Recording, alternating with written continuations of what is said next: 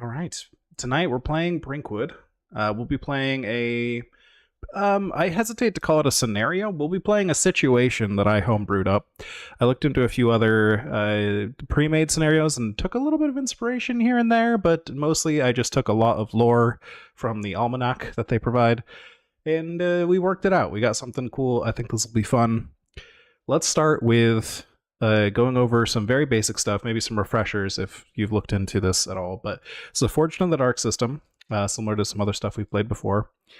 So the main way we'll be interfacing with the game is in the middle of your character sheet. You've got your like ratings for actions, basically. You've got sections for like insight, prowess, and resolve, and then underneath those are a bunch of different action rating skill type things that are all verbs. And so basically, if you can use one of those words in a sentence as kind of the rule of thumb, then you can apply it. So if you're trying to hunt someone down, then you can apply the hunt skill, and so on and so forth. It's stretching the rules a little bit if you want to say, can I use my hunt to blank, right? That's a little bit outside the stuff, but we can make it work as we go. Just as a rule of thumb, if you can use it in a sentence, that's probably how it's meant to be used.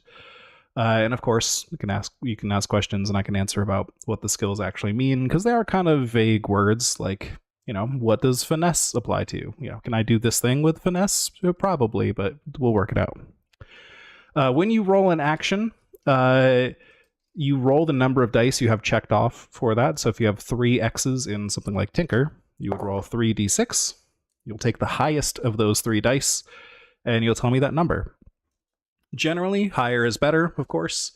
Anything 3 or below is going to be bad. Anything 4 or 5 is going to be a success. You'll get what you're looking for, but there's going to be some kind of twist. Some kind of negative thing will happen too. Maybe if you're fighting someone, for example, with skirmish, and you get a 4 or 5, maybe both of you get hurt instead of just you hurting them and getting away for free.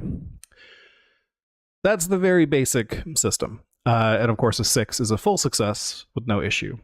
If you get 2 6s in a roll, that's a critical. So if you have a bunch of dice in something, that can be really helpful. A critical will just be extra good. There's no real damage numbers in this game, so it's not like double damage or anything, but it does mean you will be more effective at something. And that kind of applies to the fiction. Maybe if you say you want to punch somebody and you crit, maybe you knock them on their ass instead of just punching them, right? Things like that. But like I said, if you just tell me the number, I can work it out from there, and we can just be chill about it. On the right side, you've got your loadout. Right now, everybody can just select their actual loadout level that they're bringing, whether it's heavy, light, whatever. And you don't need to choose what your equipment is yet. You can just leave all those boxes blank, because this system uses kind of a retroactive, flashbacky type inventory system. So if you are about to get stabbed, you can say, oh, well, I have a light load. I can carry things that are 3 load heavy or whatever. I'm going to declare that actually I was wearing leather armor underneath my shirt this whole time, and that's going to protect me from this blade. And then you'd mark off those boxes to indicate that you've, actually consumed the leather armor, essentially. And we continue on from there. But yeah, that's how that works. We can kind of play it by ear as we go further with that stuff, but you basically just get to decide what's most useful to you, and you don't have to lock it in ahead of time and accidentally waste your time because you decided to bring a burglary kit and we're not doing any burglary stuff tonight, stuff like that. So last thing on your main character sheet is the bands and scars. These sort of replace a harm tracker that you might see in other Fortune in the Dark games. They've got levels of 1, 2, and 3 for the bands. And the scars we can get into when we get there. I don't think that's necessary to explain right now, but they're essentially more permanent bands. The bands are things you trade to the Fae that you are now banned from using in order to gain more power or remove yourself from harm or whatever. There's a whole bunch of different ways you can use it. Basically, at any time, if you just want to declare that you succeed at a roll, or you want to declare that you're safe from a consequence or anything, it's an instant win button to declare a ban for that one action. but then you give up something permanently for your character, or at least for a long time. This could be anything from giving up laughter from your character, or giving up your character's name, or giving up the ability to do violence, or things like that. Maybe you ban yourself from touching iron, or ban yourself from touching wood, or things like that. We can kind of come up with ideas on the fly for that stuff, but generally it should have some kind of mechanical effect too. I saw an example in the book that was like, if you take a ban for laughter, maybe you also lose access to the consort skill, for example. So you can no longer use consort at all because your character is like emotionless, basically. But like I said, it's a very flexible system. We can just kind of work it out as we go. But that's how that works. Just remember that you've got bans in your back pocket as an instant win button in case you need it. But it's not free. The scars are essentially just ways to make the bans more permanent if you really get deep into shit. Something else worth looking at on the sheet is your stress meter at the very top. This indicates essentially how your character's doing as far as their energy levels and health levels and kind of everything combined. If you're going to take damage from an enemy attacking or something, it's going to go straight to your stress. Most of your abilities are probably going to take stress. Like you can spend stress to help allies out with things. You can spend stress to make your abilities better temporarily, like really pushing yourself hard on something. But like I said, we can get into it, and I'll bring stuff up when I think it's relevant during play. Each of you should have picked a mask as well, and we'll start the session by invoking your Fey Pacts to don the masks. But all of the actions on the masks are different from each other, and they are all very magical. So maybe one of you has like, you know, a very stealthy sounding ability on their mask, and one of you has a very violent sounding one, and so on and so forth. They're all definitely a little more vague than the actions on your main character sheet, but hey, they're there. And they are more magical in nature, so they'll probably have a better effect. You may be wondering, like, hey, I took a really high prowl roll, and I took a really high, you know, like a slip and something, a slip roll for my mask or something. I like to slip into a crowd or something. Isn't that redundant? Well, if you can apply two things, one from your sheet and one from your mask to a roll, you actually get a plus effect. You don't get more dice, but you do get plus effect on the roll. So it's going to be better. You're going to be able to sneak even better, for example, or do even more damage if it's a violent thing or whatever. That's a more advanced thing, but like I said, we can get into it. Trying to remember anything else that might be immediately relevant from the start and just good to know from the start. There are a lot of ways to spend your stress to just, like I said, you can spend 2 stress at any time to give yourself an extra die on a roll. I think that's listed on your sheet in the bottom right corner. There's a few kind of notes down there, like pushing yourself and taking a mask bargain. There's a few different ways to you know, make sure if a roll's really important, you can just make sure that it succeeds with those kinds of things. Resistance rolls, probably the last rule I'll go over for now, but the resistance rolls, if any kind of consequence happens, it doesn't have to be damage to you. It could be, oh no, I got spotted. I don't want that to happen. That's a consequence I don't want to happen. Or, oh no, that person that's down the road who we were trying to catch, they got away. You don't want that to happen. That's a consequence you don't like. You can resist it. Somebody nearby you is about to get hit and you don't want them to get hit, you can resist it for them if you want to. It doesn't have to be only things that happen to your character. However, it is going to cost you some stress to do it, and we can describe the mechanics of those rolls later, but basically we'll determine an attribute like insight, prowess, or resolve. We'll roll for it to see how well you resist it, and then we'll determine the stress cost from there. They can be pretty pricey, so you might want to look at those ban slots as well, because the ban slots don't cost any stress.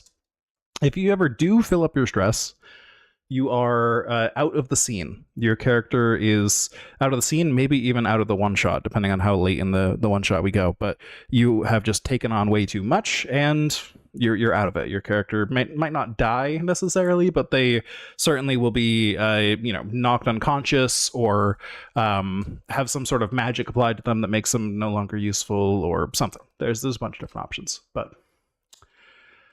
I know I just threw a lot of rules at you, very rapid fire, and I apologize for that, but hopefully some of them are floating around in your heads, and once we start playing, some of those ideas will latch on, and I don't mind repeating some of the rules as we play to make sure we understand them and get through them and stuff, but that cursory glance over them will hopefully help us all be more familiar when we get to other stuff. Yes, what was Is the that? essence bar something we fill or something we start with a certain number of?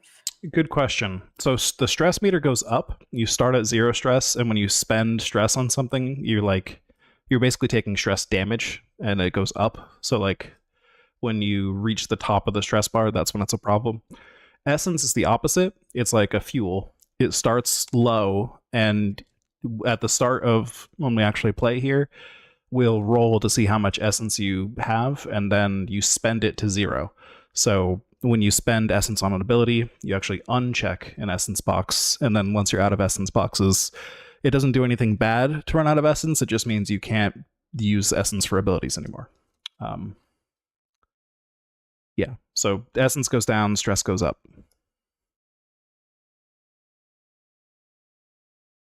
All right. Other questions? All righty. Well then, let us get into it. How many essence do we start with? That we'll roll for that soon. Yes. Okay.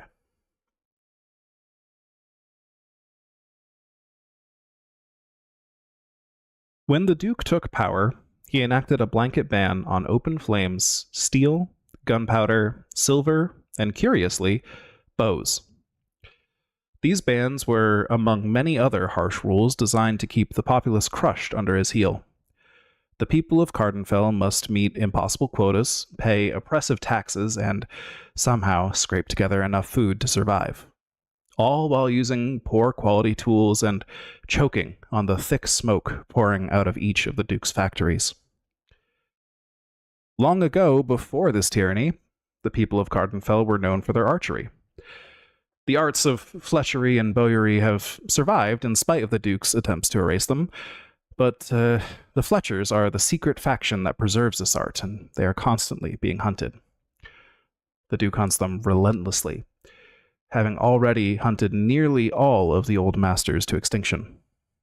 This has made the Fletchers insular and cautious, wary of potential spies or informants. As the only group capable of crafting bows and arrows effective against vampires, they are important suppliers for your fledgling resistance. But lately, you've been completely unable to make contact. You head to the town of Fletchgrove, hoping to pick up a lead. Mask up, spill blood, drink the rich. Let's go down the list and have each of you describe your characters, and then we'll have you invoke your pact. We can just say what your pact is, basically, and what you're promising to do. And yeah, we'll just go down the line. So starting with Joanna, what does Stingray, your character, look like? All right, so Stingray is one of the deep folk. Excellent. So the deep folk They, are... Yes, go ahead. yeah, they're pretty androgynous and tend to wear very gender neutral clothing and answer to any and all pronouns and or names. Aha, excellent. And the deep Um, folk are like fish people, right? yes. Her scales in particular are kind of a like greenish grayish color, Mm, almost like swamp scum kind of. Um excellent. and um yeah, her eyes are much larger than normal to the point of looking more like fish eyes or bug eyes. Not like Disney anime pretty, but just like big and round and Mm, over large. You can kind of see gills at his neck, and he is covered in tattoos of various violent imagery, whether it's smoke and ashes, fire, daggers, dripping poison, rot, decay. It's really Excellent. intricate and beautiful, but very frightening. That's totally yeah. Makes sense. Lemmy, could you describe your character who goes by the name of D? So D, not D for dude, but he is a dude. He's a fair folk, so more like closer to like what elves look like. Very long, silvery hair, Hmm. uh, pointy ears, uh, and let's see, he's tall. Uh, Actually, fairly broad-shouldered uh, for an elf or fair folk, and also has very intense eyebrows, Hmm. and long eyelashes. Yeah, I see. And I can picture him. yeah, but it also has a goatee, and he's Ah, yeah, uh, awesome. kind of like a Fu Manchu goatee. Okay, cool. Yeah, Hell yes, that's that's D. it. Liam, what does Dread look like? Um, Dread is a Dvar folk. Hmm. Um, very short, very muscular, and on the older side as well. But looking at him, you would not know because he's just built. He's got a big white bushy beard. He has long hair, but right on the top of his head, like everything on the top is just bald. So it's like a curtain almost going around his head. That's a good description. like horseshoe. So like the top of his head is bald, but there's just a line of long hair. Hmm. Okay. Excellent, excellent. And Marcelo, what does King look like? So you see a giant lion man with a big mane, some scars through his eyes, very battle worn. I have a picture. I can post it. Oh, in the hell chat. yeah.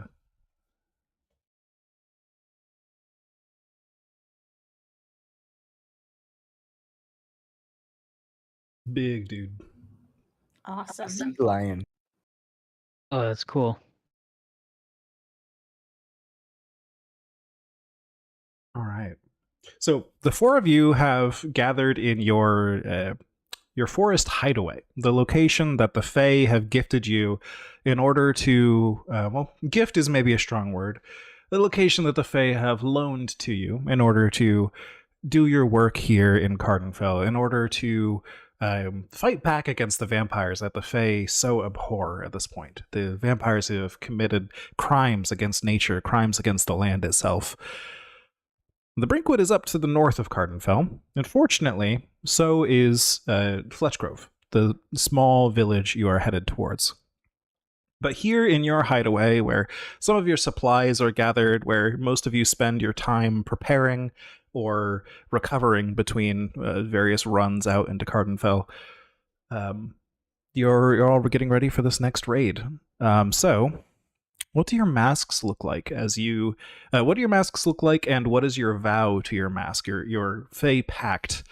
Just like a very brief description of, what you are vowing to do. It doesn't have to be a specific action, but like a specific type of action. I think I posted a list of them up higher of some examples if you need some inspiration. Yeah, starting with Joanna and Stingray. You got your mask. What does it look like? It is a face like one of those theater commedia dell'arte masks of agony, and the Mm. entire left side looks like burn scars fading to just like whether it's rottenness or just it doesn't look like a face anymore. Mm. but the left side is like amazingly detailed and realistic and fits perfectly to their scales. Excellent. And what pact do you sign in order to gain the power of this mask? I took the Pact of Freedom, and in particular, I want to tear down any corrupt authority figure I can possibly come across. Excellent. So you vow to this mask that you will tear down an authority figure tonight. This is your plan. This is what you're offering. You will start with an oath rating of 1. If we were playing in a campaign, this might get higher, but right now your oath rating is 1. So go ahead and roll 1d6, and that'll determine how much essence you start tonight with. 2. 2. Alright, so your mask gains 2 essence. Lemmy, what does D's mask look like, and what pact did he take? Give me one moment. So this mask is look kind of like a wooden material, magical. See, I kind of actually generated what it would look like. Ooh. Imagine something like this, but without ears and without the second. Let's see. Yeah, without the helmet, but basically that's what it looks like. Pretty cool. Yeah, and I got the many faces one, the lies one. Yeah, that's the ability you took on the mask. Yeah. What? I think you took the Pact of Wisdom. I did. Hell yeah. So like, let's see, what does the Pact of Wisdom say? To lay your plans carefully and precisely, and to wait for the right moment and then strike. So that so you vow to this mask that you will be careful tonight and you will be very cunning and wise, and hopefully, as long as you fulfill that pact and you further the agenda of your rebellion, all will be well. Go ahead and roll 1d6 to see how much essence you start with. Okay.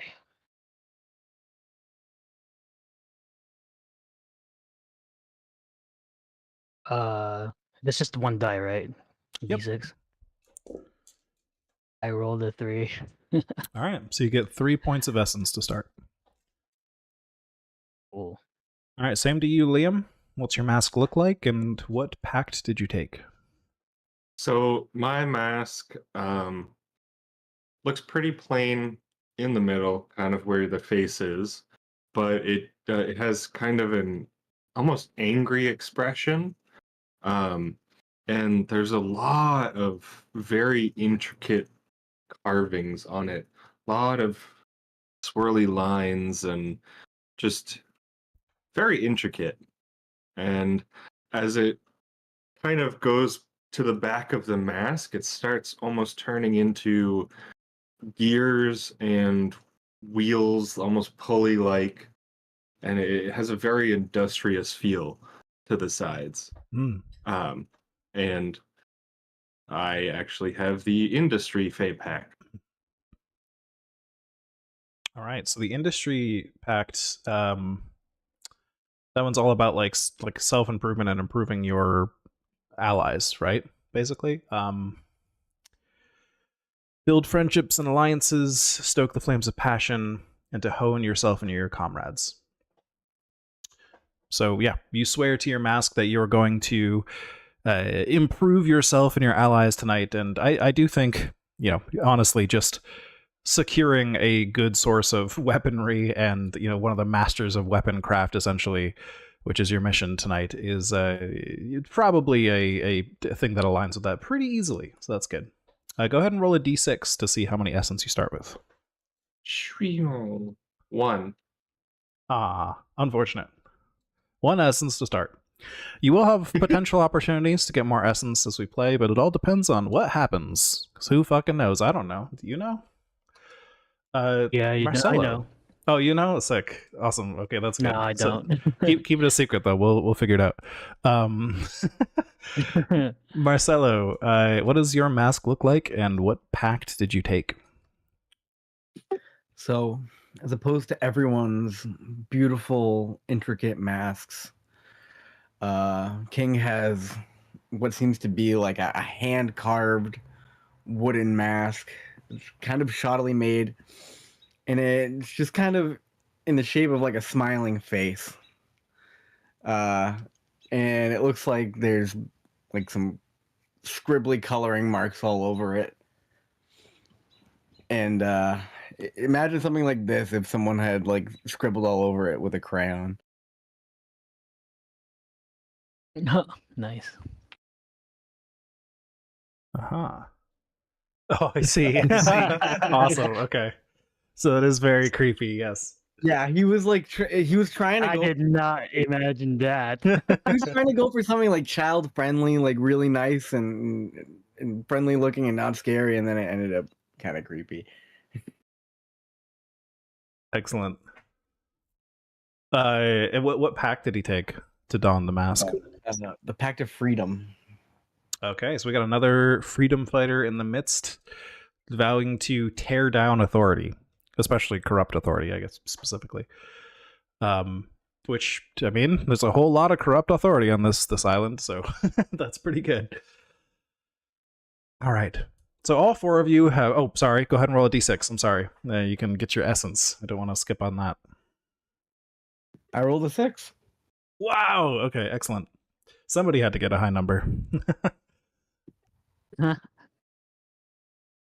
that's good. That's a good... Hey, that's a resource for the whole squad, really, because that can help you with assisting people and all sorts of stuff. Sweet. Gotcha. So...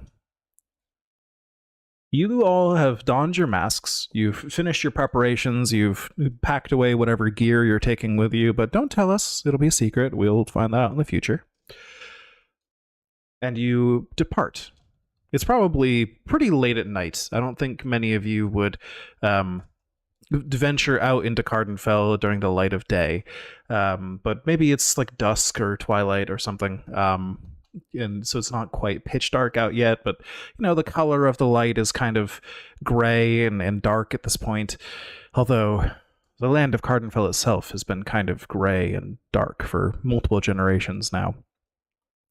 The Duke's factories have, like I mentioned earlier, choked all of nature and all of the people of Cardenfell with smoke.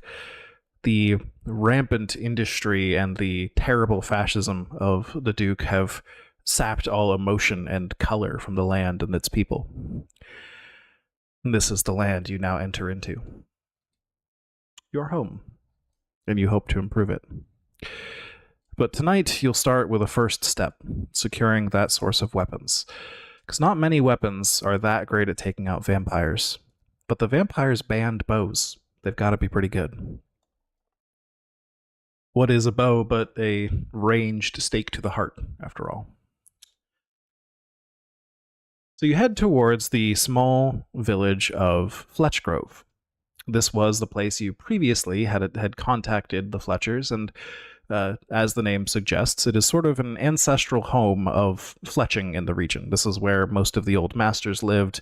This was a location close to the Brinkwood, where all of these old Fletchers could very easily collect some of the highest quality wood, and specifically ash wood, the most effective wood against vampires, in order to fight back.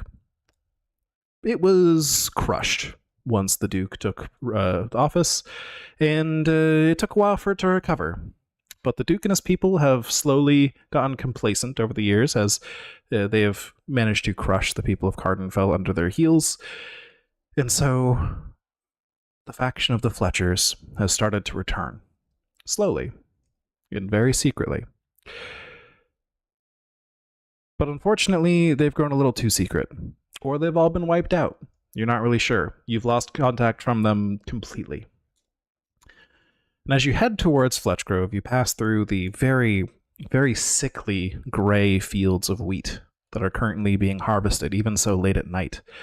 You pass by someone in one of the fields, a very large man, who is wearing a very, very tattered, like, rag of a shirt and very, very tattered pants that really aren't any better. But he has a very striking red bandana around his neck, kind of pulled up over his mouth and nose. And he has a big scythe with which he's currently just swinging and reaping some of the field. Do you approach this man, or are you going to try and sneak by him? What's your plan here? Does the red bandana have any sort of significance? It is strange that it's like a single point of color in this very colorless land at the moment. You know, most of the colors around you are like sickly grays and very pale greens and yellows, things like that, as the land is just terribly, terribly polluted and devoid of any kind of joy. But he's got this strange, like, crimson bandana around his face that's very vibrant. Would that be like a sign of allegiance with any faction? No faction that you're aware of. You're not really sure, but I mean, red is typically the color associated with vampires, so it seems like a strange thing for a peasant currently reaping the fields, even so late at night, to be wearing.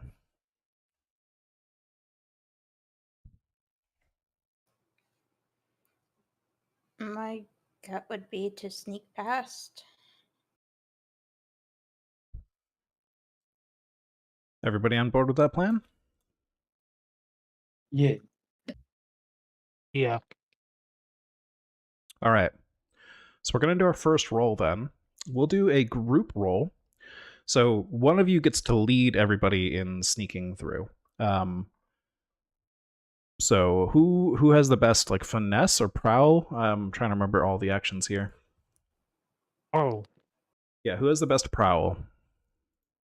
Probably Well, I good to be have the leader. X on finesse and prowl, just one X each though. I've got 2 on finesse and 1 on prowl.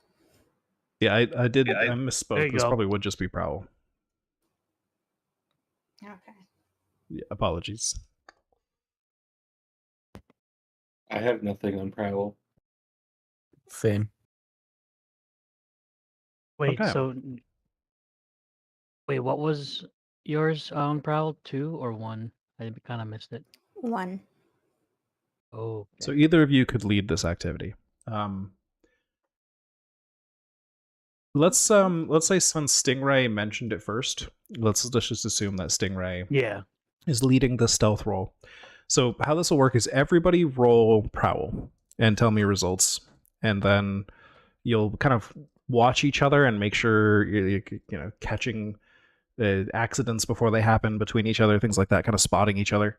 So yeah, roll how many dice you have. Oh, and if you have 0 in something, I didn't explain this before, you roll 2 dice and take the lower of the 2.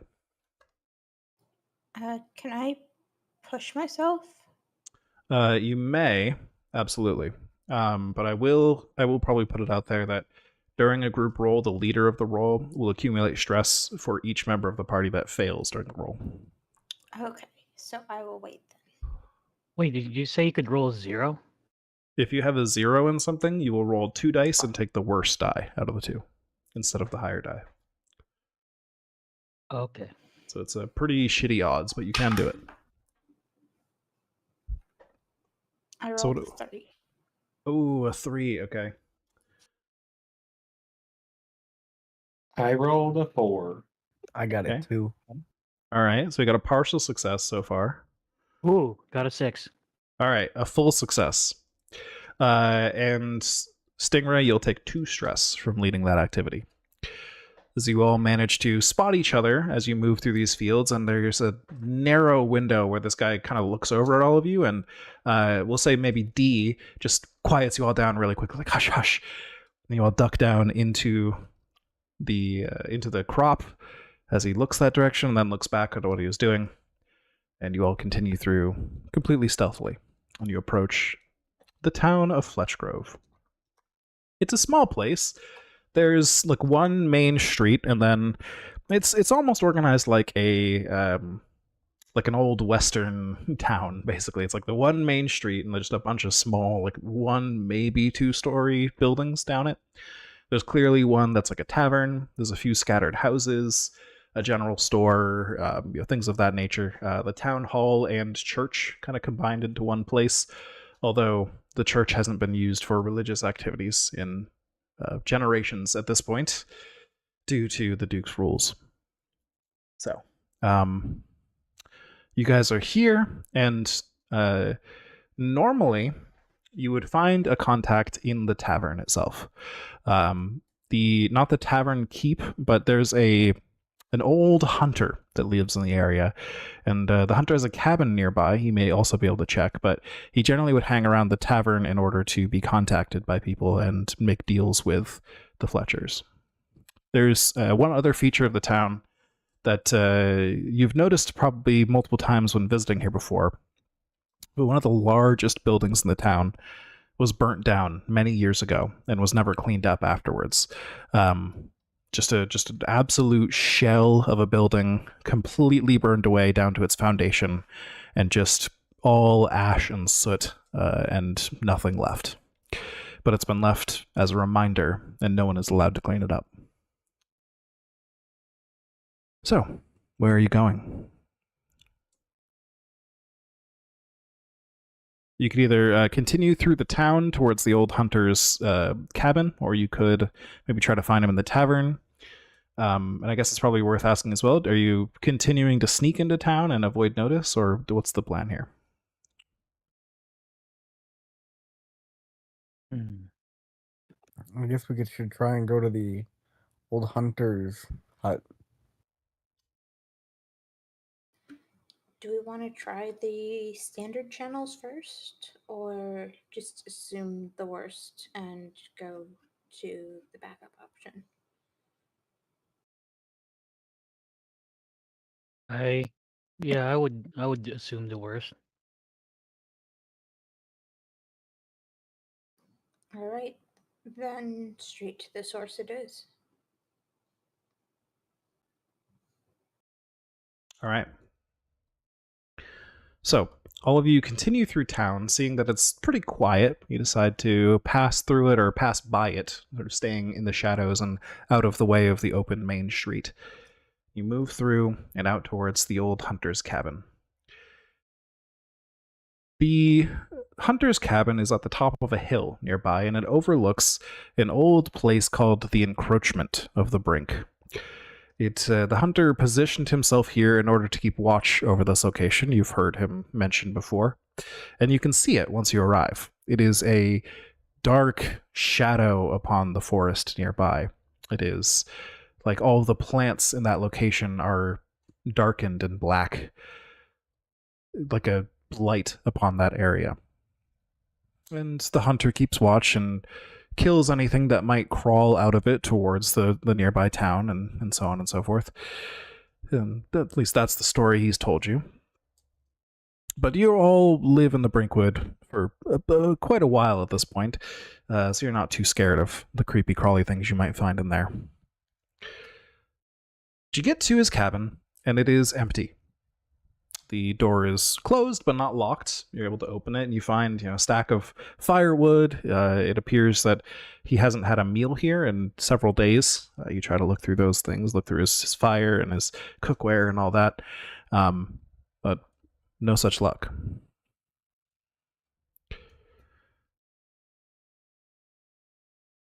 Would anyone like to do something here at the cabin?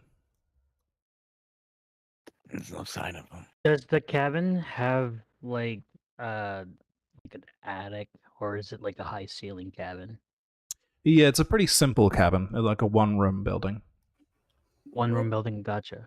I'd like to survey the cabin for any signs of violence, hasty exit, anything like that. Absolutely.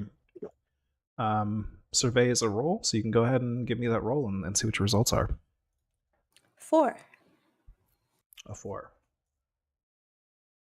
All right. So you search around, trying to find, signs of a struggle.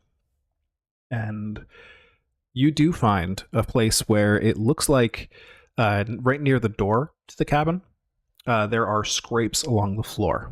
Like the door was forced open, or something was propped up against the door, maybe a chair, and then the door was forced open regardless. And the place was very cleanly, or not cleanly, very clearly broken into. You also detected just a faint, almost irony smell in the air. A smell perhaps you've only smelled a couple times before, and only during very unfortunate times. The smell of blood magic.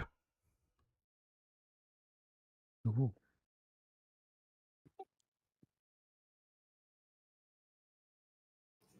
I would point that out and share the information with everybody. When she points that out, can King kind of like sniff the air and try and use hunt to find the source of the smell, the blood magic smell? Sure. Yeah, we can do that.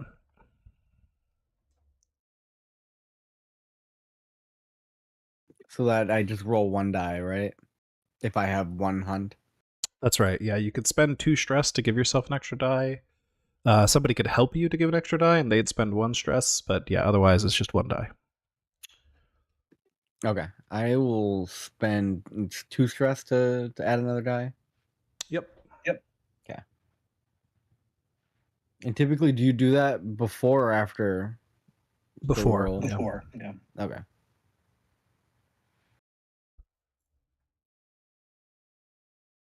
I got a 5. Okay, another mixed success. So you just smell the air trying to find the source of it, and you pretty clearly check every little nook and cranny in this place. You pop open the cupboards, you check for like false bottoms and false tops in the cupboard, things like that. The drawers in his dressers, anything that might have something secret in it, anything that might be concealing anything from you. You don't really find any source of blood magic. The smell's more like something was done here. Not terribly recently, but it was just done on this place. But you do start to smell something else. You start to smell a burning smell, the smell of ashes and soot, the smell of a wood fire. Do I know which direction it's from? Definitely coming from outside. I smell fire. Pops outside. Outside, you see a sight that maybe you've seen before, but if you have, it's terribly rare. You see the sight of a dryad, a woman made of bark and wood, who stands a little over 6 feet tall, but this one is terribly misfigured. It appears she was burnt long ago, and a fire still rages within her. Slowly, but it's never quite gone out.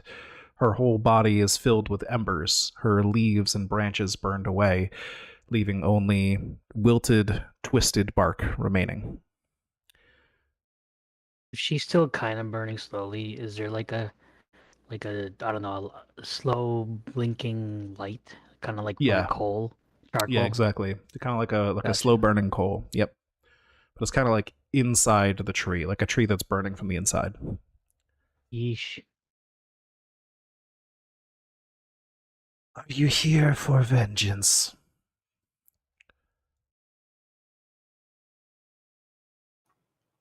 If vengeance is what is necessary, then yes. Good. I am Willow. I work with the Fletchers. They have turned against my ways. They do not want vengeance. But if you will help find vengeance, you will have my support. Are the Fletchers okay? Is a man who has given up all hope of any kind of peace being in this realm once again okay? They are not wounded.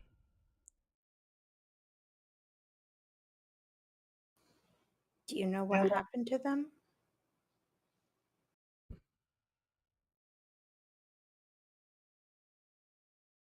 The hunter has been taken. Many apprentices have been hunted down. One narrowly escaped to tell the tale to the others, and upon hearing that news, they have all gone into hiding. I can lead you to them. Perhaps your words will sway them more than mine. We have an old history. Is the hunter beyond saving? Well, unless all of you are masters of ancient forbidden magics, ones that can bring the dead back to life, then he is beyond saving.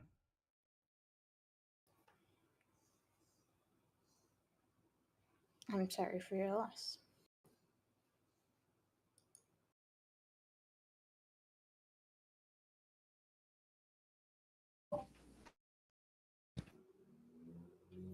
Yes, we would like to see the Fletchers to see what can be done. Very well. Follow me. We will speak with the old man. Maybe he will start to see sense. And she slowly turns around and starts to trudge towards the forest nearby. Down Did we know towards... that the hunter was dead before this? No. It's the Okay. first you've heard about it. But his house was Wait. broken into and you smelled blood in the air. Question. So this lady that was Dryad that was kind of hurt. Who was it again that hurt her? She didn't say. You could ask. Okay. She just showed up and she's, burning. Yeah, it's like the first thing I'd want to ask, like what happened Yeah. or who did this to you. I mean, it could be like an obvious thing, but like maybe not.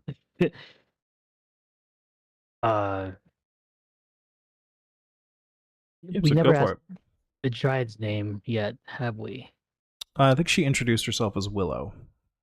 Willow. Yep. So right now we're walking, following Mhm. Willow. So I can just ask Willow. So Willow, these glowing, uh, these glowing charcoal of embers that looks like it can't be just taken out. They look quite painful. Who caused this, and when? Yeah, it is an old wound. The Duke. And she spits on the ground, a burning blob of sap. Long ago, he took power of this land. He decimated this region. Burned back much of the forest. Killed my sisters. I lived, but I did not get away cleanly, as you can see. This fire will never go out. I seek vengeance, and then I will have peace.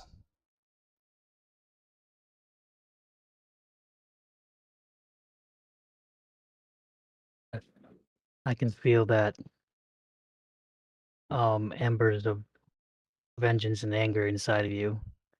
So you say anger, the fire kind of like flares up within her, and she makes like a almost growling sound. But she suppresses it. Like the precedence. Yeah, I get it.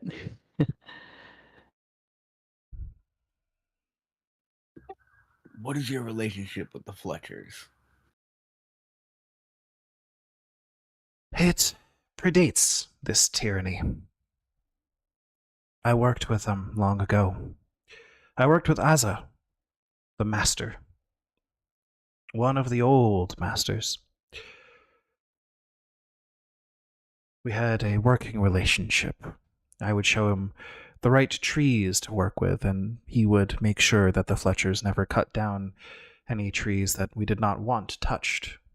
He would make sure they didn't go too far, that they didn't become too industrious at the cost of nature. And now that I seek vengeance, and my heart is filled with a burning rage, a weaponsmith makes for a good ally.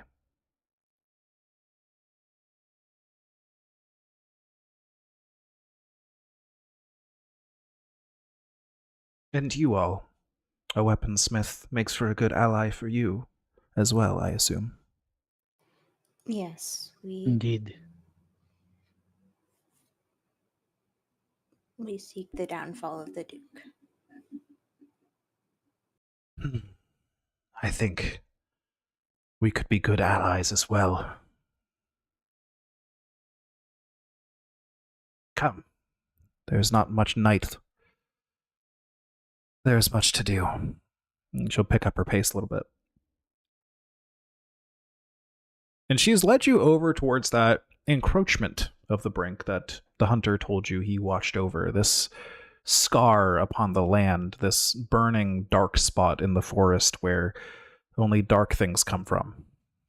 Or so he told you. But you approach this bramble, this collection of thorns and roots with no leaves, and the dryad moves her hand in front of it. And the thorns part, leaving a narrow, maybe only 3 feet or so wide, passageway into the thicket. Do not disturb this place. These plants have been told to defend themselves. But you may pass.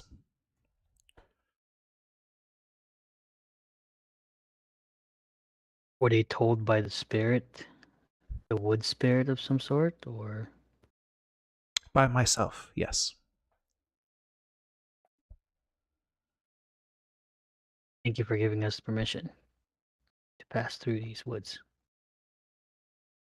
What are allies for?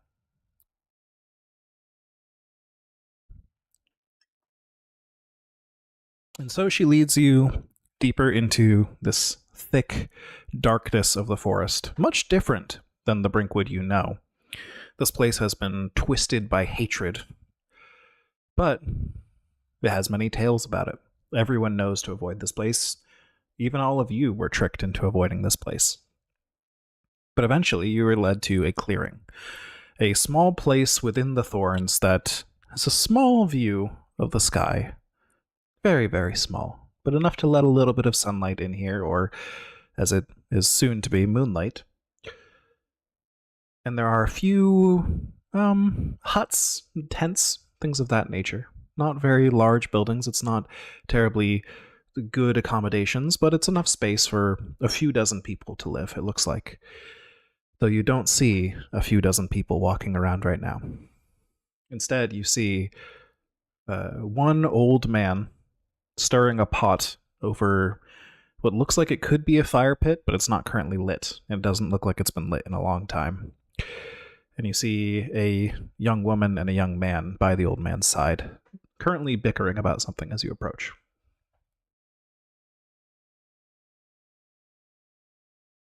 We must get Etta back. She's the best of us. This won't... We cannot accept this. We cannot. And what? What would you do? You would throw us all into their arms? You would do exactly what they want us to do? Should we do nothing? Should we stand by and let them trample over us? They're just arguing back and forth. One of them clearly wants to act, and the other one is clearly advocating for staying hidden and cutting their losses. Perhaps some outsiders may be of assistance in this. The old man looks up at this. You don't see much emotion in his eyes. He doesn't look angry. He doesn't look happy to see you. He looks indifferent. Oh, Willow, you brought guests.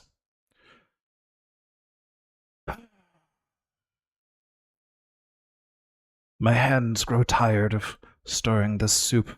I wish to make a bow. And he holds the spoon to the side, and one of the younger people comes in quickly and begins stirring for him, as he immediately picks up a piece of wood and starts carving it. So, what brings you here? You are the ones who have been trading with us as of late, yes? Yes. I And apologize your for... silence has drawn us out. Well, it's the old ways of safety. It's the reason my craft still lives. Our secrecy, our insulation. I apologize.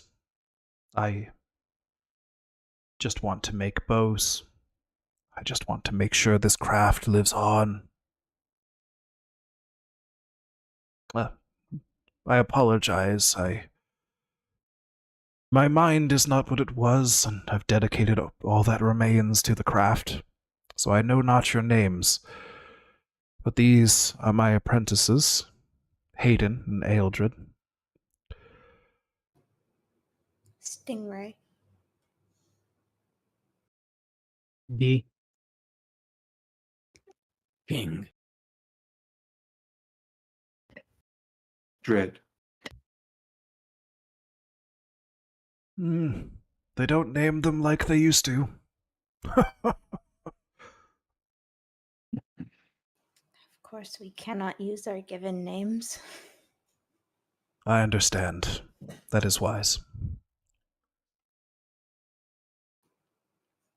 Propose a trade of sorts. Perhaps in exchange for closer communication in the future. We might spring the trap that was meant for you and see if we can rescue this taken one of yours. Young Edda. No offense to either of my protégés here, but in their own words, she was the best of them. If I were to go soon, she would be the one to take over. It was a terrible loss, but no, thank you. We will survive. We always have. We will stay here. We will stay quiet. We will not rustle the vampires. We will not provoke them. You can stay here. You can stay quiet. And we can get your taken one back. No connection to you. Hmm. I would like to sway him. Go for if it. I can.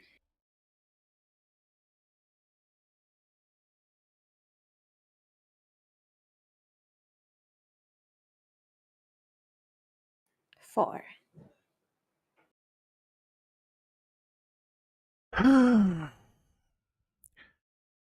You young ones think you're so wise, but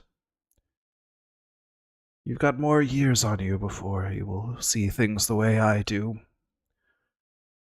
No, we will remain here.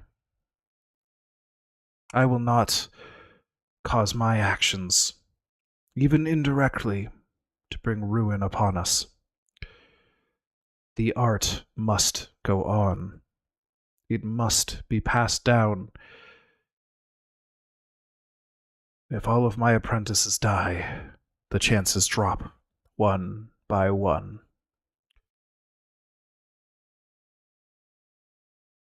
Go now. And he sends you off and clearly just indicates you should leave. But as you all do start to leave, as Willow is burning with a fiery anger, one of the young apprentices tails you. And you notice this very clearly. It was the one indicated to be Hayden, the one who was speaking up during the previous conversation when you arrived, who clearly wanted to act, who wanted to find Edda and deal with all this. So just to be clear about the situation, you rolled a 4 or a 5, I forget which, but that is a mixed success. So you succeeded at getting someone onto your side, but the consequence is you didn't actually get the master onto your side. Wait, But is it yes. okay? So Hayden is So following when you Yes? question, so when someone decides, like, someone says, "Oh, so roll first way," would the rest of the group not be able to roll, or be able to kind of try to, I don't know, do something else? Yeah, Or not is there? usually. You could try to assist. Gotcha. You can always like do backup basically, but yeah, it's not Hmm. usually group roles unless the whole group like joins in for something. But yeah. Anyways, you did get Gotcha. Hayden on your side, and he follows you, and he says, "The old master. Also, his incredible wisdom." As you all like kind of make your way out of the small village of the Fletchers, he catches up with you. His incredible wisdom, but his eyes have grown weak. He cannot see far ahead of him anymore. And I think that applies to the way he sees the world as well. Listen, Edda was taken from us. You can help us, right? We can certainly do our best. I cannot promise success, but I can promise a wholehearted effort. There's something strange I noticed. I was the one to break free. I was the one to get away. I saw these vampires chasing us. They were just picking us off on the roads, one by one, as if they knew who we were associated with. Strange, just more and more of us stopped showing up.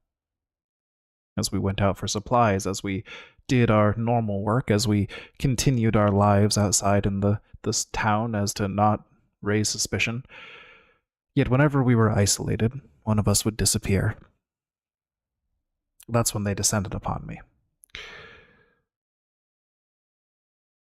Have you ever seen a noble vampire? Have we? Maybe from a distance, but I'd say this is a backstory element, so it depends. I'll allow you to decide. Would you be from a big city where you might have seen like noble vampires give speeches all the time, or? Probably if I'm an apprentice alchemist. So then, yes. From a distance, but yes. I had never seen one until that day, but there's no other way to explain what I saw. It was just a vampire of a whole different caliber. Strange to find one so far north. But he descended upon me with 2 flanking guards who cut off my escape route. But this vampire was toying with me. And this allowed me just a slim opportunity to escape. While he thought he would give me hope to escape, I actually succeeded. I wouldn't be surprised if he did the same with the others. He seemed like a sadistic bastard. But that's the thing. We all disappeared, one by one, around this small town, at the hands of a noble vampire. Not some large group of roaming bounty hunters working as individuals. He must be staying somewhere near here. He may even be staying somewhere in town. I would doubt that a noble vampire would settle for a small hut or a camp in the woods. But I'm not sure where he is staying. I hope this is a good lead. Perhaps there's a reason they're not allowed to clean up the old church. That could be a good place to start.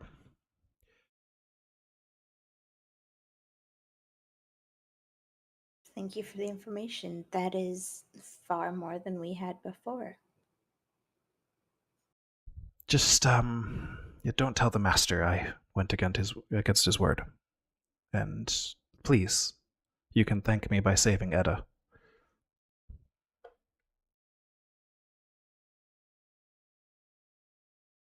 And he'll nod and scurry back to the little camp. Yeah, I would say we will do our best. So, it sounds like you're all heading to that burnt down building. Is that what I heard, or does somebody have a different idea? I think so, yeah. Mm-hmm. All right. So you make your way back to the town, up north again, and well, actually, you have to go south out of the forest, and then east, and then north, and it's a bit of a weird trek you have to take, but you make your way back to Fletch Grove. And it's quiet. It's now pretty dark. The moon is out, and it's a full moon tonight, so there's some light, but it's dark at night at this point. It's no longer twilight or any kind of hour like that. So you have plenty of cover to move within. And you get to that old, burnt down building. You'd kind of avoided town previously because you wanted to sneak around it. But now that you're here, and now that you're approaching this old building, you get closer, and from deep within, you start to hear this crying sound, this frustrated, angry sound, this ah! Somewhere deep within. And like accompanied by a sobbing between these shouts. Are these shouts of anger or shouts of fear? It sounds like a mix of all sorts of bad emotions. It sounds like anger. It sounds like sadness. It's a bitter cry. It's yeah, all of the above. Fear, anger, sadness, kind of all mixed into one. Start there. Mm-hmm. I would go there. You creep into the building, searching for this voice. And most of the building is burnt down at this point. You know, the roof is gone, most of the walls are gone, but there's a small corner at the back, sort of next to what would be the fireplace of the building, this large stone and brick chimney. And tucked behind there is what appears to be some sort of a storage room that was a little sturdier than the rest, and this is still standing. It looks like it's been recently propped up. A little bit of work has been done to it to make sure it keeps out the elements a little bit better, but it's a very shoddy shack, maybe only a few feet by a few feet, propped up against this old chimney. The cries are coming from inside. The air smells of the ash and soot left from the burnt building, but also very strongly of alcohol.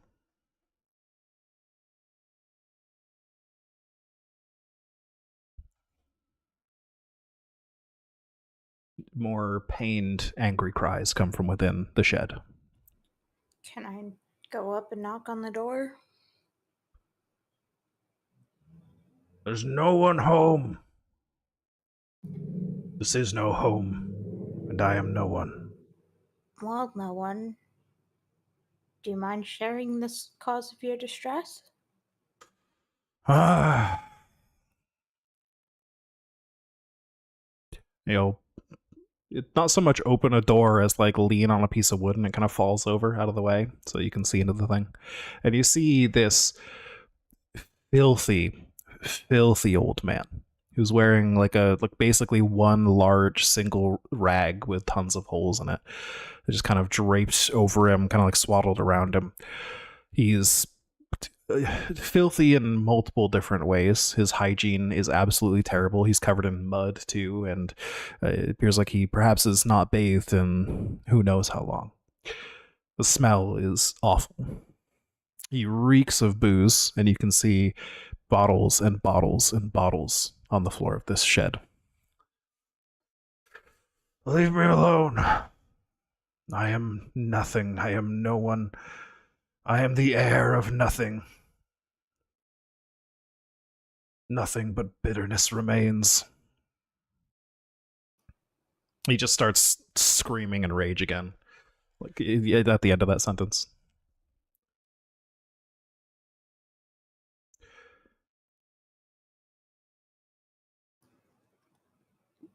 What is the cause of the bitterness?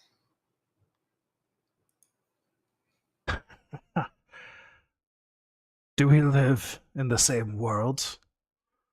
Are you rich? Are you a vampire? How can you look upon this world and not see the nothingness that it is? And beyond that, this place is haunted. I am haunted. I am cursed. I constantly suffer. The vampires, they keep me alive only to torment me. I am nothing. It would be better if I were nothing. Ah! He just keeps screaming again. Are you the hunter? No. No, I am no hunter. I am nothing.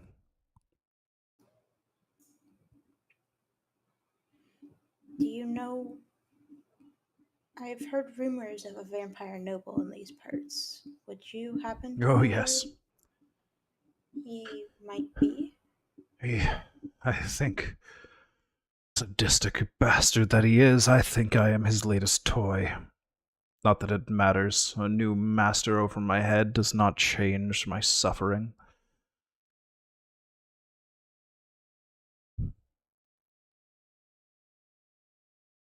Does he stay here then during the day? I don't know. I stay in my shack. He never seems far, though. If I ever try to leave, he catches me quick enough. Look around if you must. This is no place. I cannot stop you.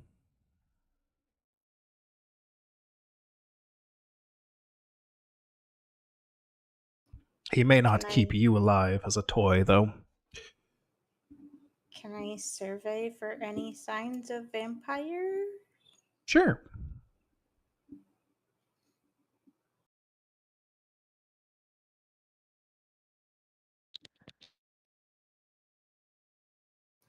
I rolled a 5.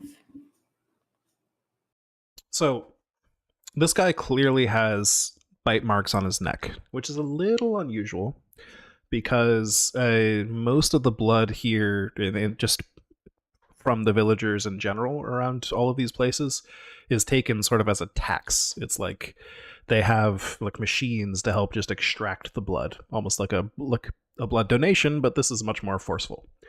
And then the blood is processed and given to the vampires that way. The fact that this guy has actually been bitten and drained is a little unusual and definitely indicates a vampire nearby, or like a recent vampire activity. Why do you say you are cursed? My family has always been cursed. This was my home, or my family's home. I was born into nothing, for nothing I am.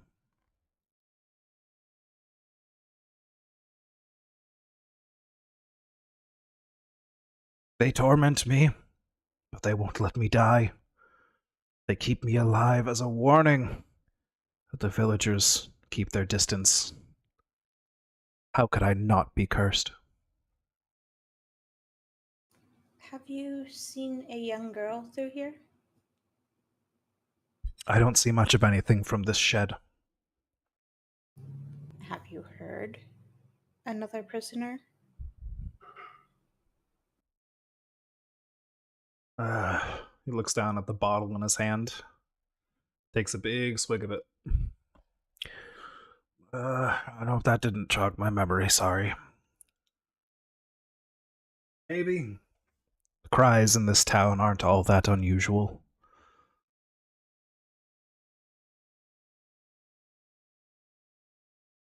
As I said, feel free to look around. I am nothing. I cannot help you.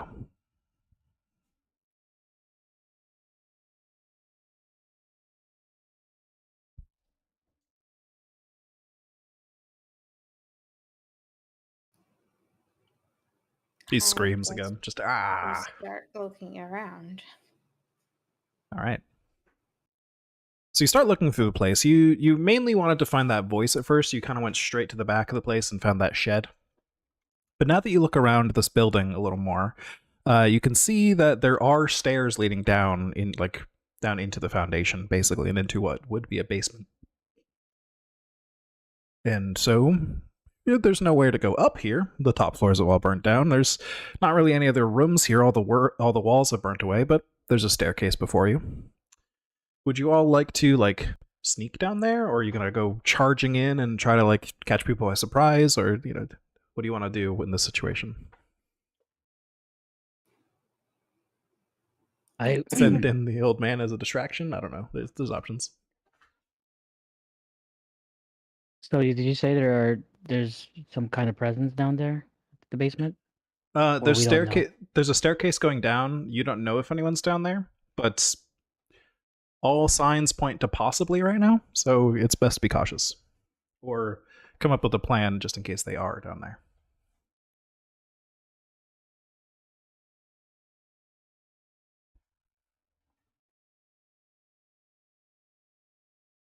Sneaky, aggressive? What are you guys thinking? I'm more along the lines of sneaky. Yeah, that'd probably be what it is.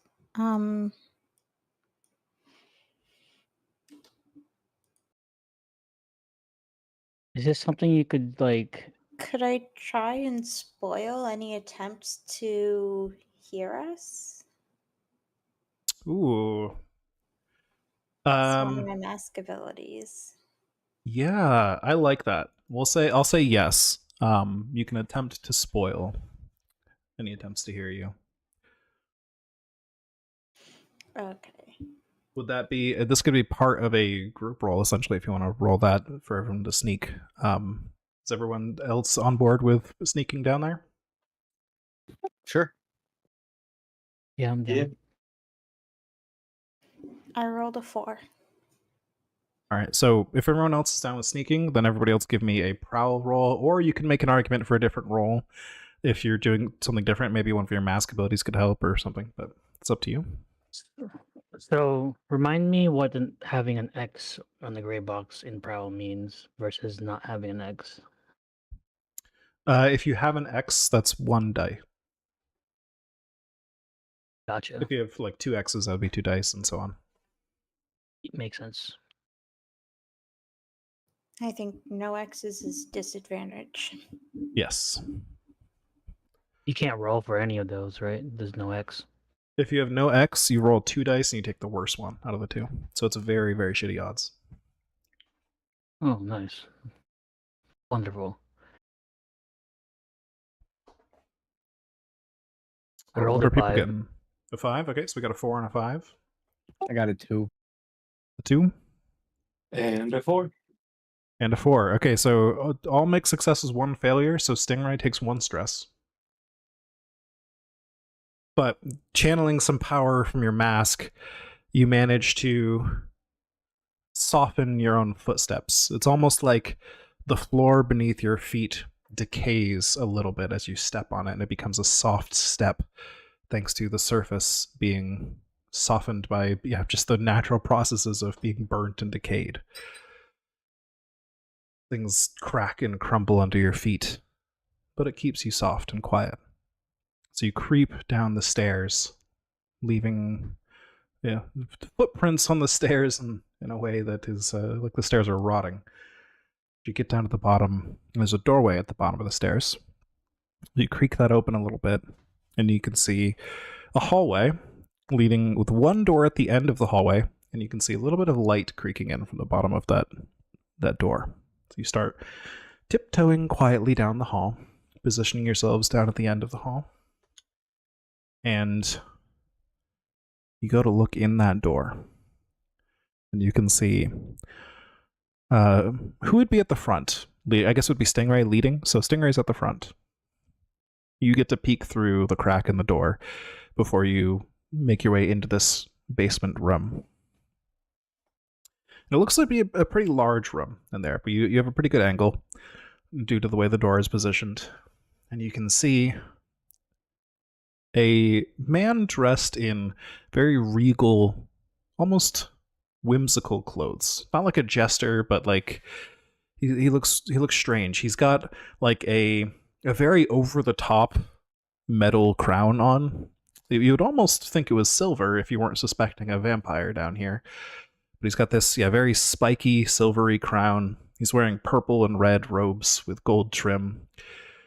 And he wears this large, like silvery necklace that is like just massive chains down his chest, basically. He has very, very long, spiky fingernails. His skin is extremely pale, except for the subtle redness of his cheeks and the glowing red of his eyes. And he is standing over a young girl, perhaps about 20, who is tied to a chair. Her legs are tied down, but her arms are on a table in front of her, in some kind of strange contraption. She is gagged and she is crying. And her hands are just sitting in this weird metal thing that's sort of holding her hands in place. It looks like a vice. This man turns the vice ever so slightly, and the girl's cries grow ever so louder. What are you guys doing?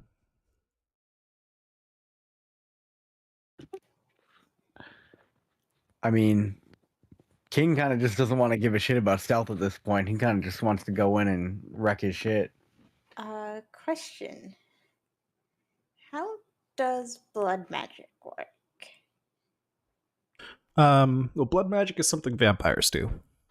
Okay, I have a special ability called alchemic blood.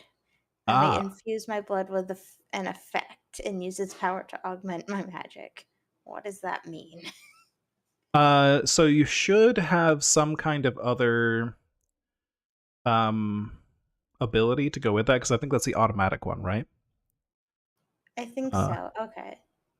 So then you can essentially pick one of those effects and augment your other ability with it, if that makes any sense. Let's see, that's the Mask of Ruin, right? Yes. Mm-hmm. So you have the alchemic blood. So did you take a different... you kind of use your blood with the other upgrades? So which upgrade did you take? Envenom.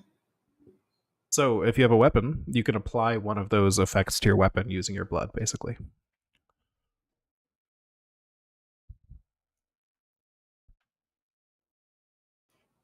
If there's a crack in... Question. What does the italics mean for the armor and stuff? What does the italics mean for the armor and stuff? Let me pull up a sheet so I see what you're looking at. Like blackjack and hunting bow are italicized, and so's the contraband. Oh, I see what you're saying. Yeah, I believe all of that stuff is a limited supply, basically.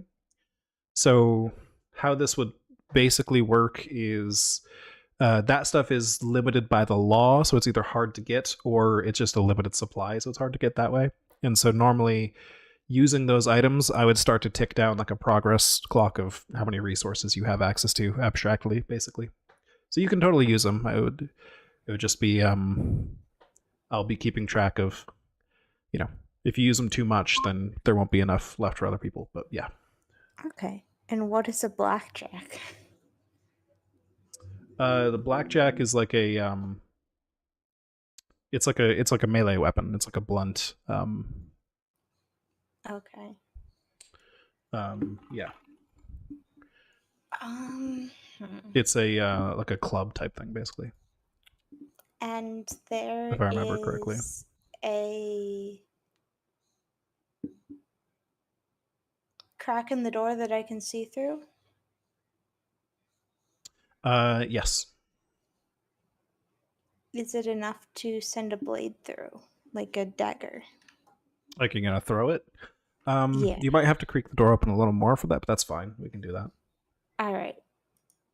I want to finesse the dagger right into the back of his heart, if I can. All right. And I want it to be soporific. Okay, so that'll put him to sleep, hopefully. Yes. All right. So you coat some blood on your blade, pull out this dagger, and get ready to throw it. Are you going to push yourself in this roll or anything like that? If I push myself, I can add 1 effect level, right? You could either add an effect level or you could add a die to your roll. Okay. It would cost 2 stress. What die do I use anyways? Can I use finesse on this one? Yeah, I think finesse works for throwing a dagger. Yeah. All right. I am going to take 2 stress and add an effect level. Okay, so this will be... that's probably a good thing to do because this vampire is more powerful than you. So he would have a reduced effect, but thanks to pushing yourself, you'll have a standard effect. 4. All right, a 4. So you pull back the dagger, you creak the door open ever so slightly more, waiting for the right moment, even though this poor girl is crying at the other end of the room. And then just when you're sure the vampire is distracted enough, and you've got the perfect angle, you throw the dagger. The dagger swooshes through the air towards this vampire. But as you throw the dagger, some of your other gear jingles a little bit. And the vampire spins with an unnatural speed. His head only spins 180 degrees backwards to look at you and see where you're coming from. And then the rest of his body spins around afterwards to catch up with his head. And he kind of dodges down backwards, like with his kind of bending his back over the table behind him. And the dagger like slits up his chest. It doesn't bury itself in him, but it leaves like a long gash kind of from his belly button, like up his chest. He's like, ah! Oh, we have new toys. Yes. I would stop what you're doing if I were you. You wouldn't want any harm to come to this young lady, would you?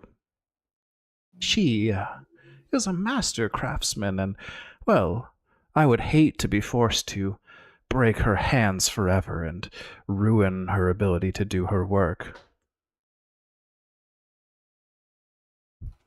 Does it look like the soporific thing is taking effect? You can see that. Oh, and I guess you probably need to spend an essence for this. Sorry, I didn't say it before. I Because it's did. an ability. Awesome, thank you. So you can see the cut you made on his chest is already like knitting itself back together, and he's clearly starting to kind of sway back and forth a little bit. And he says, "Blood alchemy, I see. It's a nice trick. And keep things a little more even." And he starts cracking his knuckles. "You won't take me down that easily." You can see it's slowing him down a little bit, but it's not completely taking him out yet. And mechanically, I have essentially taken an extra point off of his defeat the dude clock. So you've weakened him even more than a normal dagger hit would, but All right. he's a big, powerful, noble vampire, so a simple alchemical won't completely take him out in one blow. Oh, stop, all of you. Well, if you do want to step forward, I will be forced to ruin this young woman's career forever, and it will be extremely painful. And, well, I'm sure even if you do step forward, you won't be able to defeat me anyways. Why don't you all just turn around and go back where you came from?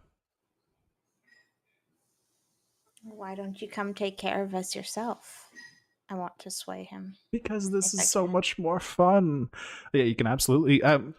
You know, I'll allow you to try to sway him here, but then I'm going to try to pass the spotlight to some other people who haven't rolled a bit.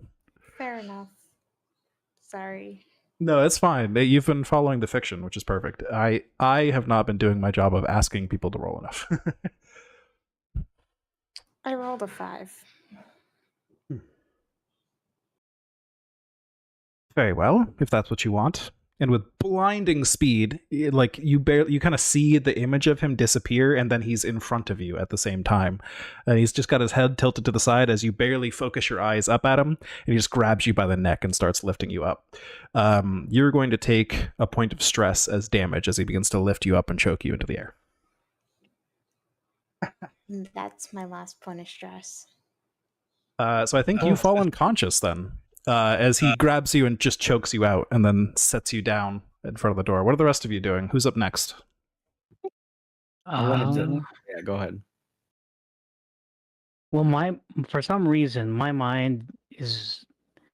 I'm not sure how vampires work in this universe, but the guy that was, drunk and had a bite on his neck, I feel like he'll turn into a vampire, and I don't know if they do that, but maybe we'll probably see him or no.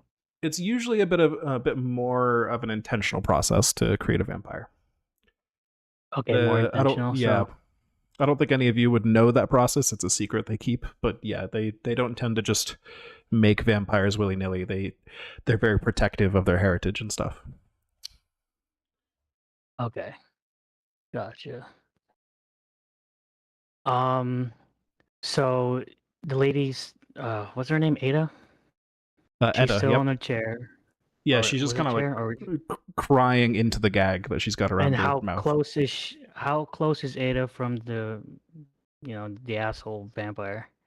Oh, the vampire came across the room towards you, so probably about 20 feet. 20 feet. Okay.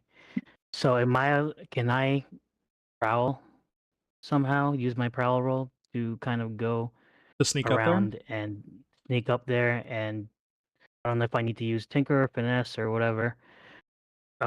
She's tied, right? Yeah, she's currently tied up. Let's start with the prowl roll, though. So I will say, with the vampire in front of the door here, it's going to be a difficult roll. I'm going to say this is sorry, it doesn't mean you can't do it. I'm just letting you know. If you do fail the roll, the consequences will be more extreme because of this, basically. But you can still do it. Just wanted to let you know that ahead of time. Okay, so the location of where I am is kind of just a disadvantage. I'm at a disadvantage at this point. Yeah, you're out in the hall and he's in the door, so you'd have to try and like get a distraction and sneak by him while he's still in the door. Yeah, so my idea is King just wants to gun it, and so we can technically use like maybe wait for somebody else to attack. Yeah, and then you sneak? That's okay. My plan is so when he attacks, I'm gonna be kind of behind everyone, and I'll find the right moment to kind of just move and prowl. So let's see what King I don't think this is the right time right now, but that's kind of the idea. Yeah, so let's see what King and Dread do, and then we can have D sneak in afterwards. King and Dread, either of you want to jump into the spotlight and kick some ass? Yes, absolutely. Hell yeah. Do it, King. King pulls out 2 blades and just sees him and just says, "Set her free!" And then just runs in and starts trying to carve into him. All right. So that sounds pretty skirmish to me. Yeah, and how do mask abilities work? So if it's an active ability, you can spend an essence to do it. If it's one of the like 3 dot things on the side, then you can just roll that instead. So if you've got one of those you think would apply, you can just do that. Okay, and do they make a difference because they're magic, or because like I have a higher skirmish than I have slaughter, but I don't know if slaughter would do more. So what you can do in that kind of case, when 2 different things apply, one from your skills and one from your mask, you choose the lower of the 2. So if you have a lower slaughter, you would roll your slaughter instead of your skirmish. But your skirmish will level up your effect, which is good, because right now you have a reduced effect against a more powerful foe, but this will bring you up to his level, basically. Okay, cool. Yeah, I see that here now. Okay, cool. So I'll roll 2 dice for slaughter. All right, do you want to push yourself? Wait, could I have taken a ban instead of that last point of stress? You could have, yeah. Do you want to do that? Yes. Okay. So you think, in the meantime, think of something that Stingray would be banned from. It would just be a 1 point of stress, so something little, like maybe not being able to touch a certain kind of substance. And we'll get back to you in a few minutes here. So for push, does that like can I add an effect? Like make it a bigger Yeah. So you could spend 2 stress to add an extra die, or you could make it an even bigger hit if you do land the hit. All right, I'll do that. I'll make it a bigger hit. Okay.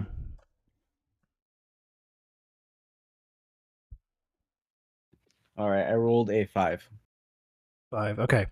So you rush in with these blades and you just start slicing away. And this is like at the same time that this vampire is throwing Stingray's body to the side. And he's just kind of trying to fend you off with the claws on his other hand, just like trying to parry everything, but he doesn't quite have enough. And so you get a couple good hits in, and he's, ooh, haven't felt this in a while. Blades, huh? And he sticks out his claws and like scrapes along one of your arms. And so you would take 2 stress from this one, unless you want to divert that into a ban or something. So if I wanted to claim I had a plated jacket, what would that do? Oh, then you could just claim that. Yeah, you could say, I have a plated jacket, so you're going to resist this. The plated jacket says it can absorb a certain amount of harm, right? Yeah, soaks 2 harm and plus 1 die resist. Okay, so you reveal as he scrapes along your arm with his claws that underneath your sleeve was this plated like bracer and stuff, and part of your armor that you're wearing underneath your clothes. And he doesn't draw blood from you. He's like, ha, you get more and more tricky by the day. Oh, I feel so alive! And he starts swinging again. But so you've avoided that harm, and now you've established you have that gear on you. And you did get a couple big hits in him, but now he's like in full like vampire rage mode.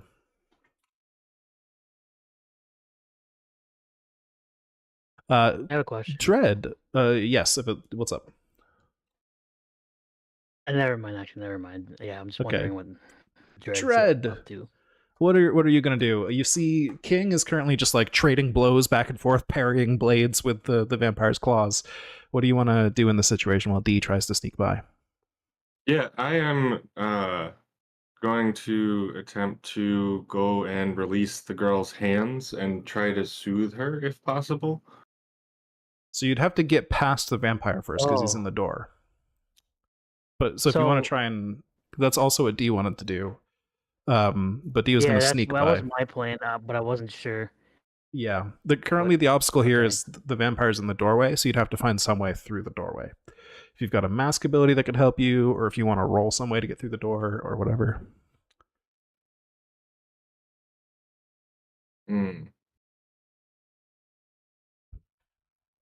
I don't really have anything. Perhaps What you. what Perhaps are you. your rolls on? Like your X's on? Is that something we don't know to each other, or? I mean, it's fine, but it would just take too long to explain when we only have like 10 minutes left. D and Dread, you could potentially do like a group roll here where 2 of you roll together and like do kind of a teamwork action if that's what you want to do. So if like one of you wants to try and distract and the other one wants to try and sneak, like that's a possibility.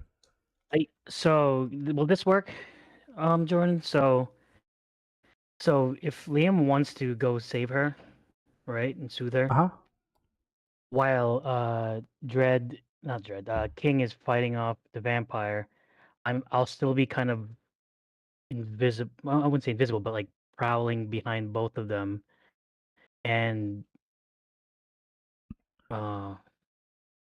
actually, no, that won't work. So the problem is you need to either force the vampire out of the doorway or distract him or something. Otherwise, neither of you are getting through the door. So you got to come up with a plan to get through the door first. Yeah, I mean, I have 1x in finesse, so I could attempt that to get past.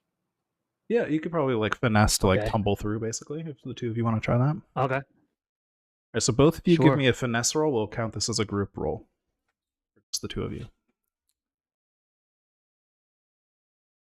I rolled a 2. Fuck. 2. Okay. So this vampire's really holding down this door. He's just slinging claws everywhere. Both of you try to tumble through the door, and he just sticks out a claw each and just like stab, stab, and then pulls back and keeps fighting King. And like it's blinding speed. It almost looks like the after image of him is still fighting off King while he turns to stab each of you and then turns back and keeps fighting King. He's just a ridiculously fast vampire. So each of you are going to take 2 stress in damage from that, unless you want to soak that with some other kind of thing, or you could resist the roll. I'll take Or the stress. okay. So you just get stabbed by these claws. Stingray, you're on the floor, but you passed out for just a second, but your willpower has pushed you back up into consciousness. But to do so, you had to give something up. What are you sacrificing? I am sacrificing the ability to be fully submerged in water.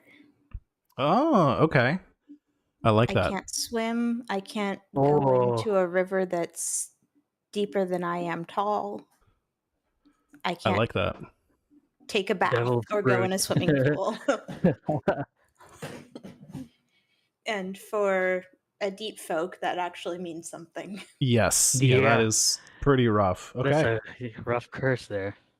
I think also, just as part of that, for little things like that, you often remove a skill. So let's say you remove a tune as a deep folk, your connection to water is how you would often access magic. So like you have temporarily cut yourself off from a source of magic, basically. Okay. So, so you push yourself up. What do you want to do with this newfound strength? I will also say you probably, since he threw you aside, you probably are past the door now. So you are in the room behind him and he doesn't know you're awake.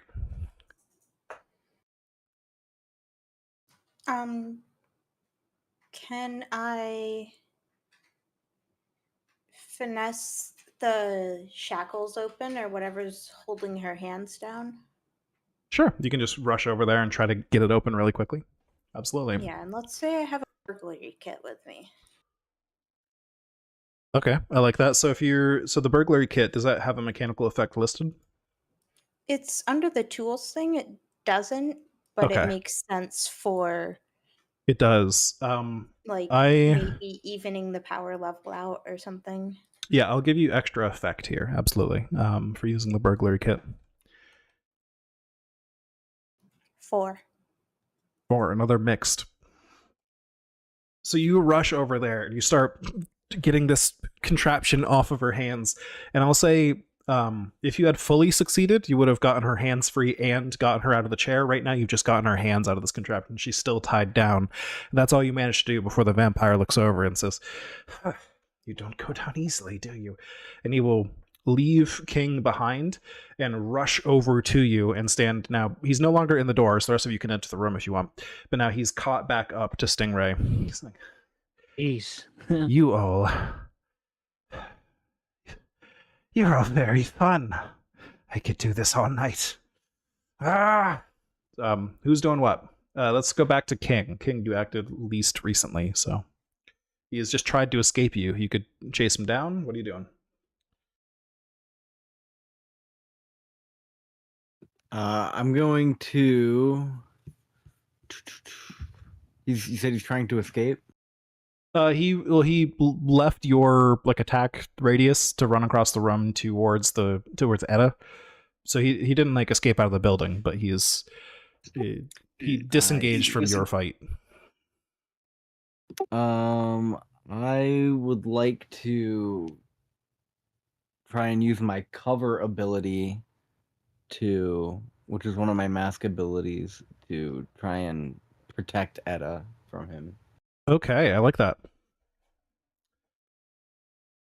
And I'll spend 2 essence to add a Push the die. roll. Excellent.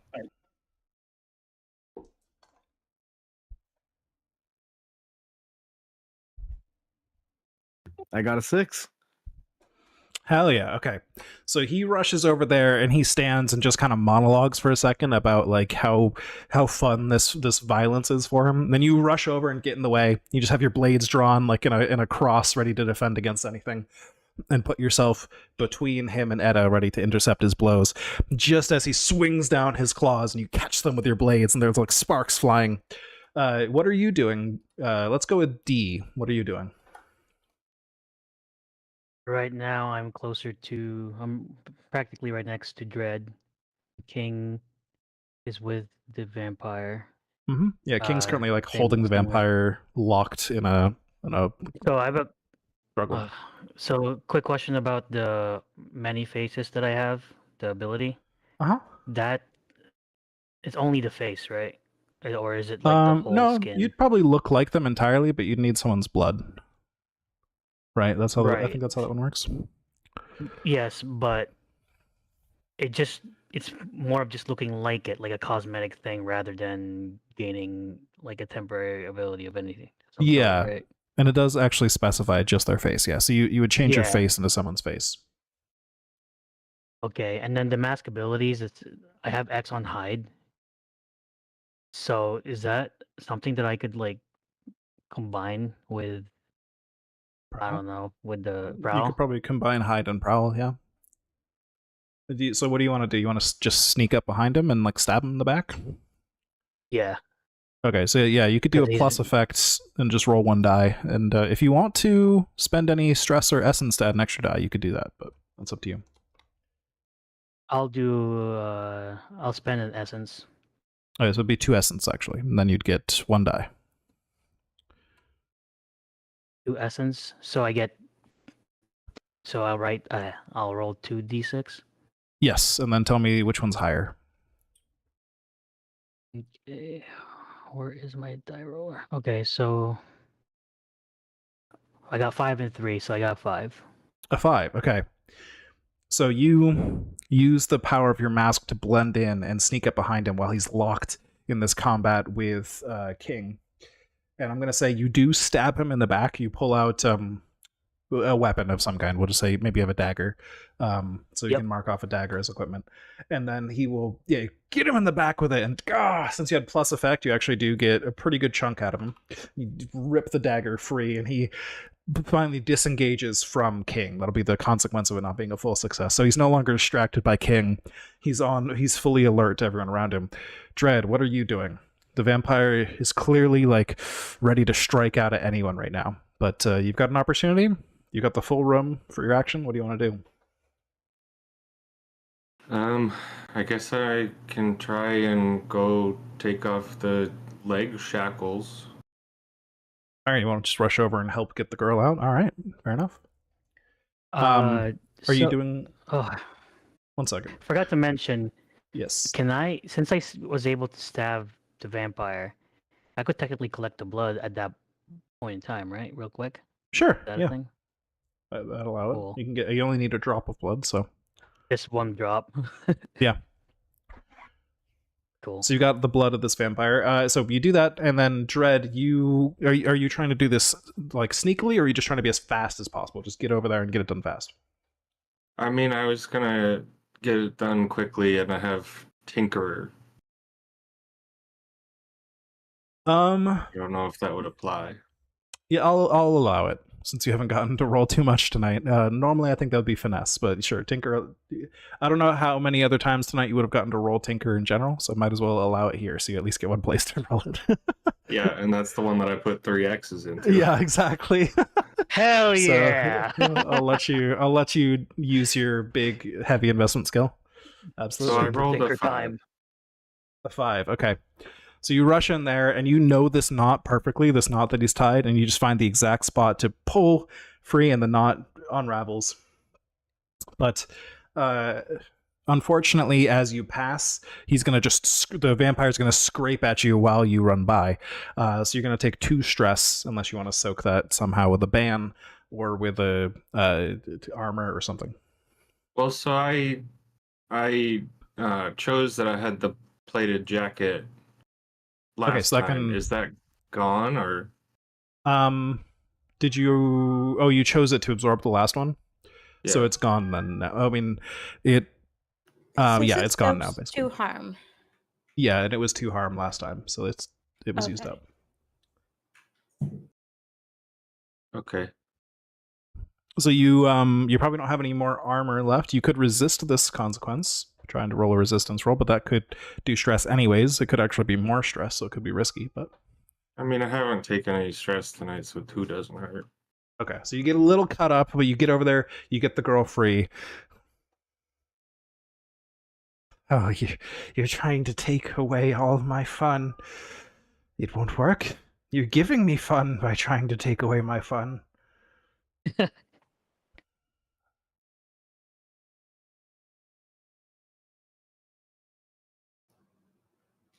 But it ends here. And he is going to rush towards Etta, trying to slice at her throat, unless anyone wants to resist this roll. I would like to. Also, could I have tried to stab him ahead of time? I don't know if we have an initiative order. We don't have an initiative order, but we just kind of follow the fiction. Right now, you could maybe try to stab him after, but right now we're dealing with trying to protect Etta. Okay. Yeah, I'd like to roll prowess. Okay. Yeah, that makes sense for resisting this. Absolutely. So you're trying to protect how does that Etta. work? So the number of skills you have in prowess, not total dots, but like if a skill has at least 1 dot in it, that counts as 1 point for prowess. If that makes sense. And then that's the number of dots you roll. So it's the dots in the gray column under prowess. Yeah.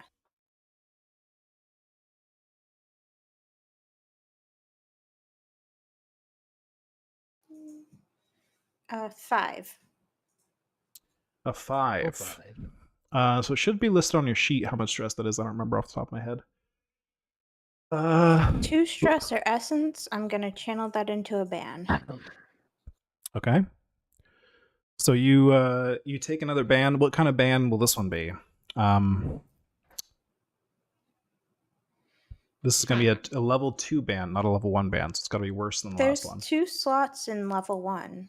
Yes, but you're soaking 2 stress this time instead of 1 stress. Okay. So it'd be a level 2 ban. So it's got to be something a little worse. There was a table in here somewhere. Hold on. Bans. Here we go. A normal 2 ban you ban yourself from tears, you ban yourself from quiet, ban yourself from laughter. There's a bunch of things like that. Ban yourself from writing. Ban your diligence. Just some examples. You don't have to go with one of them, but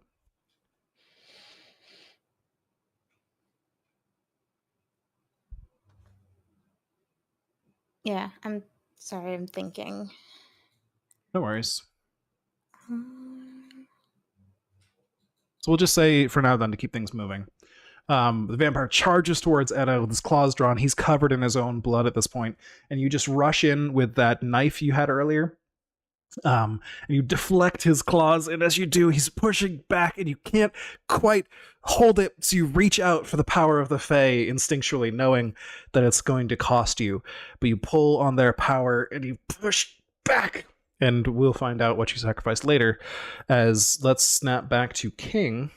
What are you doing in response to seeing Stingray deflect this guy? This guy is clearly just trying to kill Etta now.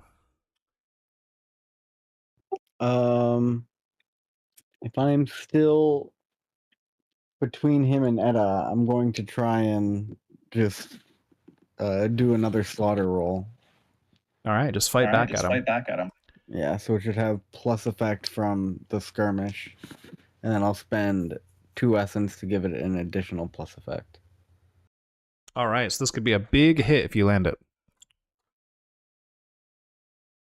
And you know what? Screw it. I'll take stress to add another die too. It's 2 stress, right?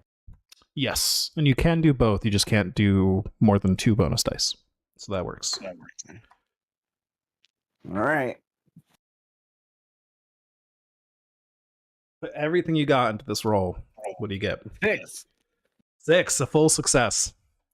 Fuck He yeah. rushes towards Etta. You see Stingray deflect him and channel a bit of Fey power to knock him to the side. And while his arms are pushed back outwards in like almost a Y pose over his head as he tries to recover his position and swing down, that is the exact moment King comes through with the dual blades and slash, slash. And the vampire freezes. He slumps his shoulders. And his head, with a twisted smile, the corners of his mouth pointing up towards his ears, this feverish pleasure in his eyes at the bloodlust he's been going through here. His face is frozen like that. A line of red appears across his neck. His head rolls off of his shoulders. His body falls to his knees and collapses to the floor.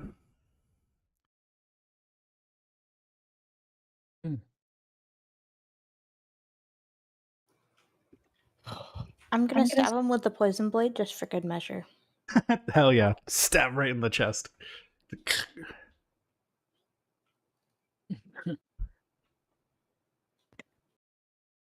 I know it's. Double tap. I know he's already dead, but can I attempt to use my mask trait to gain plus effect when soothing souls of the oppressed Absolutely. and just like talk to her and make sure she's okay? She's gagged. Maybe one of you took the gag away while you were taking her out of the chair, but she is just sobbing and she's like holding her hands. They're clearly extremely bruised and they might be fractured based on the machine they were in. And is just in a lot of emotional and physical pain. But you soothe her and yeah. Is there some sort of healing mechanic? Not a quick one. There's downtime healing. Okay. But like there's nothing we can do for her hands. No, there's no like magic healing.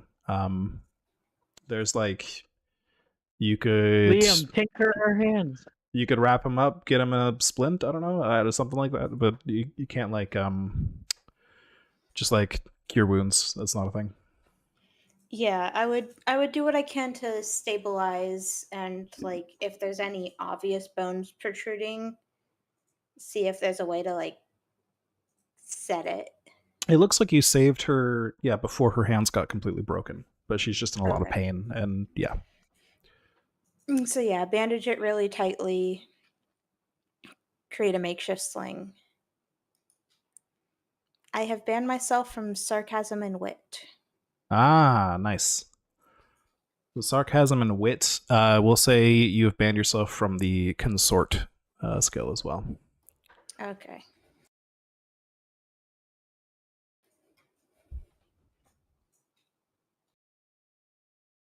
So, you've rescued the girl. You've taken out the vampire menace that was plaguing this region, this strange, sadistic bastard that was seemingly just not even caring for his noble status so much as just enjoying the suffering of others up in this region. Does that mean I completed my Fey Pact?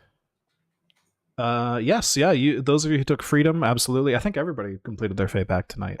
Sweet. So that would increase your oath rank by 1. Woo!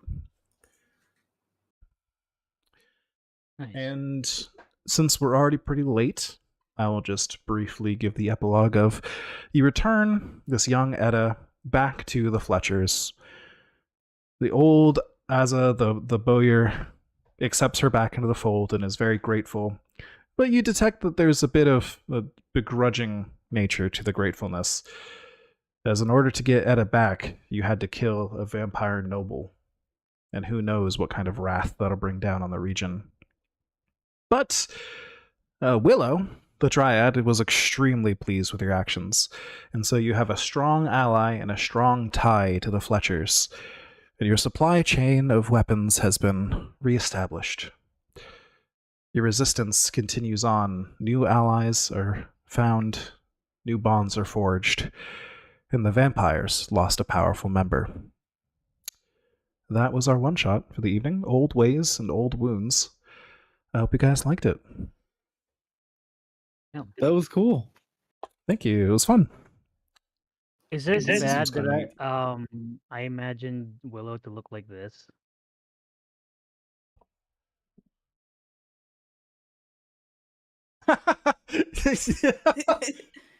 I was thinking more like a flame Etchnok from Skyrim or something like that kind of Elder Scrolls type.